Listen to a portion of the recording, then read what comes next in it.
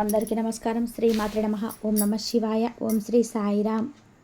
మే 7వ తారీఖు బుధవారం రోజున ధనుస్సు రాశి వారికి సాయంత్రం 5:22 తర్వాత ఫోన్లో ఒక దారుణమైనటువంటి నిజం తెలుస్తుంది. అనేటువంటి పూర్తి అంశాలు ఈ వీడియోలో పూర్తిగా తెలుసుకుందాం. వీడియోని ఎక్కడా కూడా స్కిప్ చేయకుండా చివరి వరకు చూడండి. అప్పుడే మేమేం చెప్తున్నామో మీకు పూర్తిగా అర్థమవుతుంది. ఇక వీడియోలోకి వెళ్తే గనక ధనస్సు రాశి అనేది రాశి చక్రంలోనే 9వ రాశి. మూల నక్షత్రం 1, 2, 3, 4 పాదాలు, పూర్వాషాఢ 1, 2, 3, 4 పాదాలు, ఉత్తరాషాఢ 1వ పాదంలో జన్మించిన వ్యక్తులని ధనుసు రాశిగా పరిగణిస్తూ ఉంటారు. ఈ రాశి అధిపతి వచ్చేసి గురువు మరియు బృహస్పతి.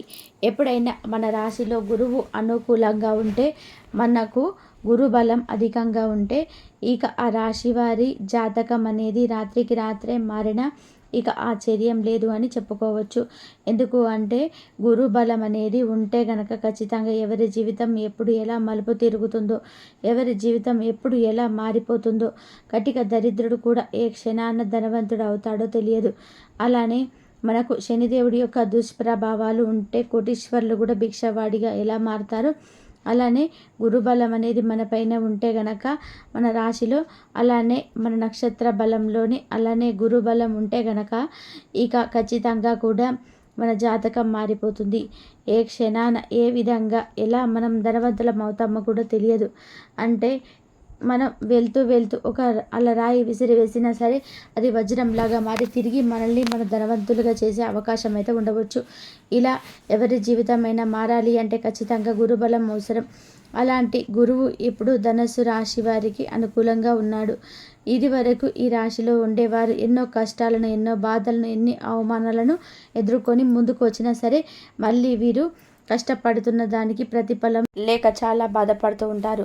అయితే కష్టానికి తగిన ప్రతిఫలం లేక కష్టపడేటువంటి మనస్సు ఉన్న, కష్టపడాలి అన్నటువంటి ఆలోచన ఉన్న, కష్టపడాలి అన్నా సరే అవకాశాలు లేకుండా ఉండి ఇదివరకు ఏవైతే సమస్యలను ఎదుర్కొన్నారో, వ్యాపారంలో కావచ్చు, ఉద్యోగంలో కావచ్చు, లేదా ఇంట్లో కావచ్చు, ఇలా అనేక రకాల సమస్యలు అయితే ఇబ్బందులు ఆల్రెడీ ఎదుర్కొన్నారో అలాంటి వారికి దశ మారిపోయిందని చెప్పుకోవచ్చు.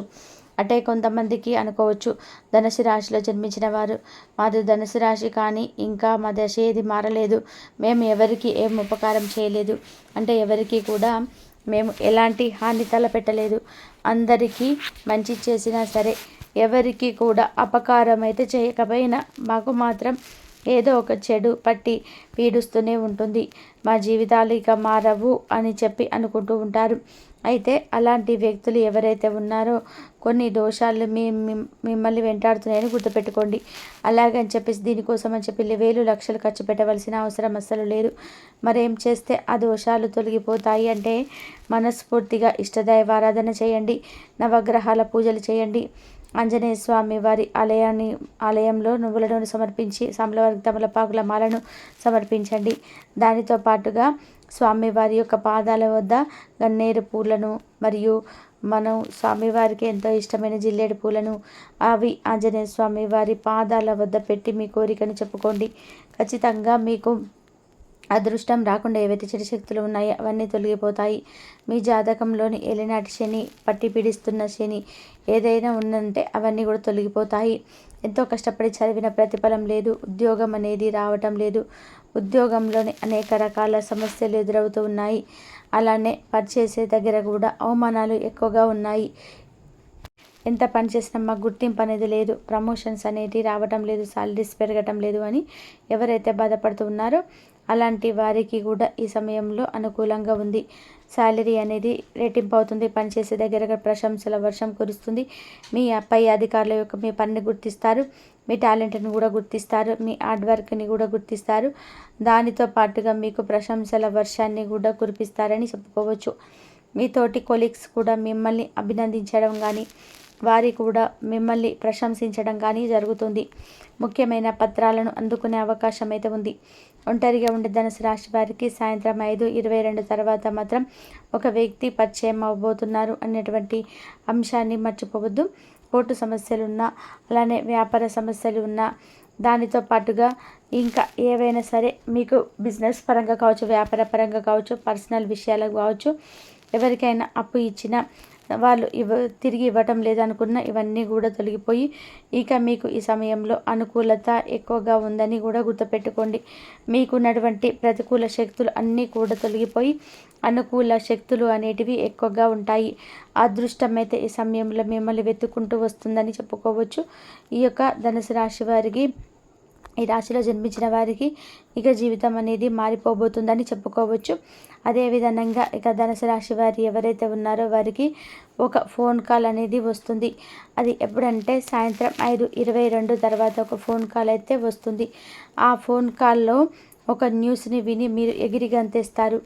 అది ఏమిటి అంటే గనక, మీ జీవితంలోనే మీరు ఏ వ్యక్తిని పొందాలి అని ఆశతో 1000 కన్నులతో ఎదురు చూస్తూ ఉన్నారో ఆ వ్యక్తి మీ సొంతం అవ్వడం కానీ, అలానే మీ జీవితంలోని ఆ వ్యక్తి రాకతో మీరు చాలా సంతోషంగా ఉంటారని కూడా అనుకుంటున్నారు.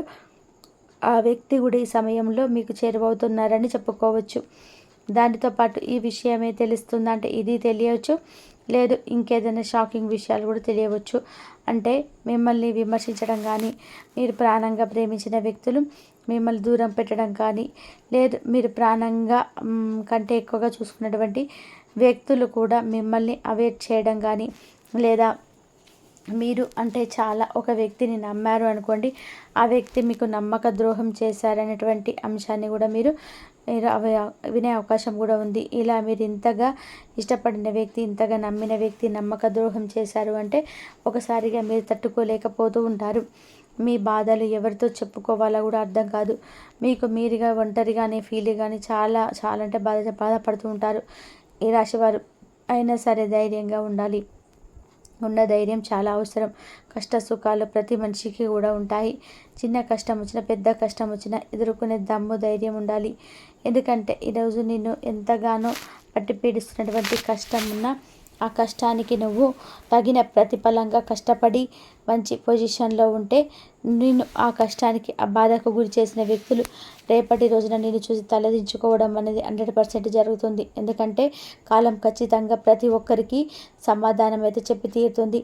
కర్మ ఎవరిని కూడా వదిలిపెట్టదు. ఈరోజు నిన్ను బాధ పెట్టి వారు సంతోషంగా నవ్వుకోవచ్చు, కానీ రేపు నీ సంతోషాన్ని చూసి వారు బాధపడడం కాదు, వారికి తల ఎక్కడ పెట్టుకోవాలో అర్థం కాదు. ఒకసారి మిమ్మల్ని చూసి తలదించుకునే స్థాయికి, కనీసం మీ కళ్ళలో కళ్ళు పెట్టి కూడా చూసి మాట్లాడలేంత పొజిషన్లకి మీరు ఎదగాలన్నటువంటి తపనతోనే బ్రతకాలి తప్ప మీరు దేనికో భయపడి మీ జీవితాన్ని మీ జీవితాన్ని మీరు తక్కువ అంచనా వేసుకోకూడదు. కనుక ఈ ఒక్క విషయంలో అయితే జాగ్రత్తగా ఉండాలి.